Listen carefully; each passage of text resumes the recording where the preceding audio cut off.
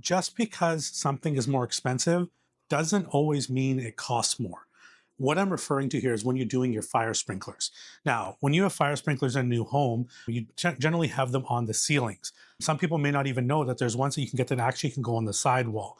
Let me show you the difference here. Here you can see this isn't an angled ceiling, but that's basically a sprinkler head can go basically on a flat ceiling or an angled ceiling. Now, if I come over here into the washroom, you can actually see that's on a sidewall.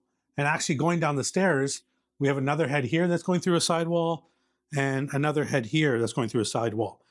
Now, the only downside is those heads that go on the ceilings are about $75 each. The heads that go on the sidewall are about $200 each. Now, this is where you're like, hey, the $200 one is more expensive than the 75. This is why it doesn't cost more. Even though it's more expensive, it's actually cheaper. Remember, let's go back to this head that we have in this ceiling structure.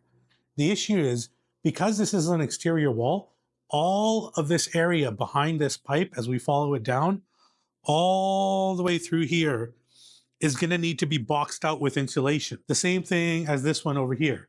This is all an exterior wall. This is all going to have to be boxed in all the way around to make sure that these are insulated and these pipes don't freeze. Now, because we did these ones here on interior walls, that means these are all in conditioned space. I do not need to have box insulation.